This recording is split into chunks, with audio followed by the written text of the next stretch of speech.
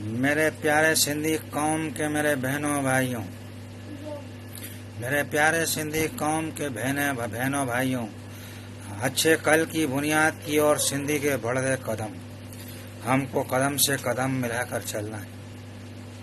सिंधी समाज के वीरों का हमारे अपने सिंध वतन के लिए,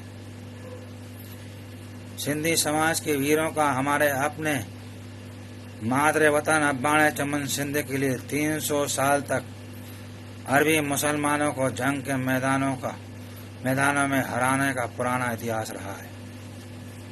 सिंधी समाज के वीरों का हमारे अपने सिंध वतन के लिए 300 साल तक अरबी भाषा बोलने वाले मुसलमानों को जंग के मैदानों में हराने का पुराना इतिहास रहा है। वर्तमान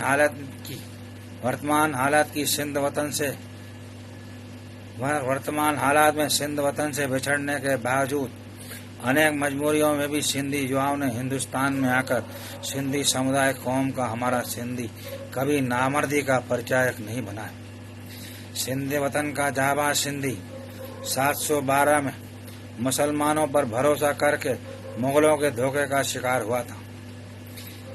मेरी सिंधी समाज के बहने भाइयों से अपील है, सिंधी हमारी अपनी पुरखों की विरासत को सहेजे और ये इतिहास का कड़वा सच भी याद रखता चले कि मुसलमानों पे कभी भरोसा ना करे। इतिहास गवाह है, मुसलमानों की मुगलिया सल्तनत केवल धोखे से गुरिल्ला युद्ध में हमलावर होकर कामयाबी हासिल कर सकी है, वरना मुगलों से बड़ा डरपोक कायर दुनिया में कोई नहीं है।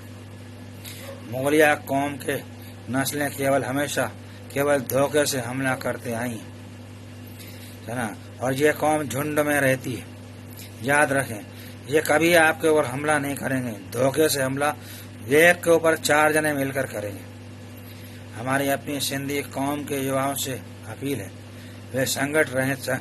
वे संगठित रहने की मानसिकता को अमल में लाएं। सिंधी हमेशा संगठित रहें। सभी प्रकार की दुख तकलीफों का सामना सभी सिंधी मिलजुल कर करते रहें। सिंधी संगठित रहकर ही हमारी अपनी सिंधी कौम के सर को ऊंचा रख सकते हैं। हमको हमारी अपनी सिंधी कौम के लिए सदैव हितचिंतक बने रहना होगा, वरना हमारे संगठित नहीं रहने से हिंदुस्तान के हर शहर जिले में राजनीतिक कपट करके 1947 में हमारा सिंध वतन छुड़वाकर हम बिखरा दिए गए।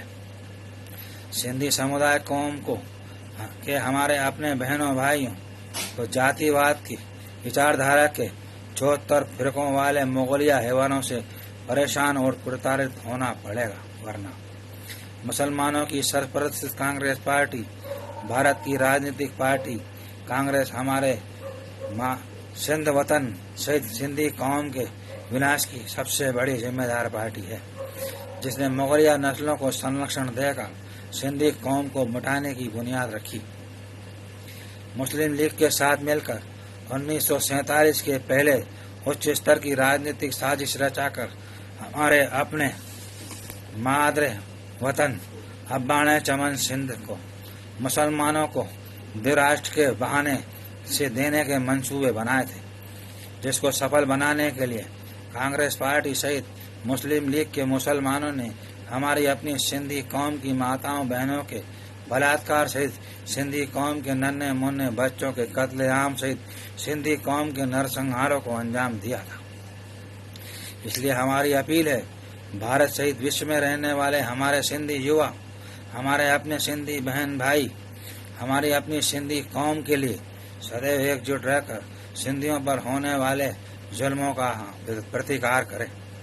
याद रखें, हमको हमारे अपने सिंध वतन को मुगलिया हुकूमतों से आज़ाद भी कराना है, जिसके लिए हमको एक देश बनाना है। हमको हमारी अपनी फौज भी बनानी है।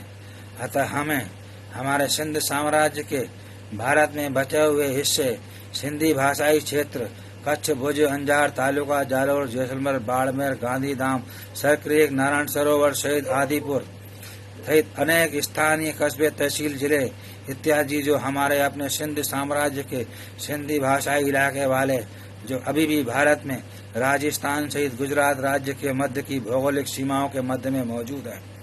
उपरोक्त भूमि भाग वाले हिस्से को हम सब सिंधी भारतीय संघ राज्य का सिंधी प्रदेश बनाने हेतु सहयोगी बने, जिसके लिए भारत सरकार के द्वारा बंटवारे के बाद सिंधी कौम के लिए रीसेटलमेंट कॉरपोरेशन सहित 1953 में प्रथम भाषाई राज्य परीक्षण आयोग नाम की केंद्रीय कमिश्नरी के माध्यम से सर्वे भी करवाया गया था।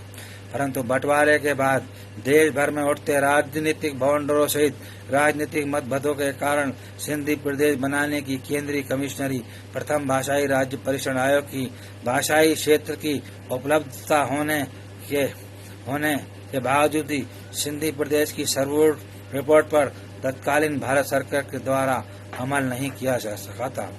हम सब सिंधी समाज के लोगों को भारत सरकार तक अपनी आवाज पहुंचानी है, सिंधी प्रदेश की मांग उठानी है, ताकि भारत में मौजूद सारे सिंधी कौम के हमारे लोगों को भारतीय सिंधी कहलाने की स्थायी पहचान मिल सके।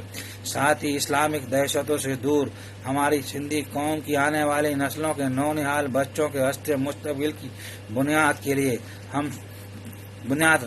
रखने के लिए हम एक कदम अपने कदमों को बढ़ाना है। हमें अपनी भारत में सिंधी प्रदेश नाम का एक भेष बनाना है, वो भेष जो हमारे सिंध वतन की आज़ादी को मुस्तकिल, मुकम्मल और मुस्तकिल बनाने के लिए भेष का काम करेगा। हम सारे सिंधी एकत्रित होकर हम अपने मादरे वतन सिंध चमन को आज़ादी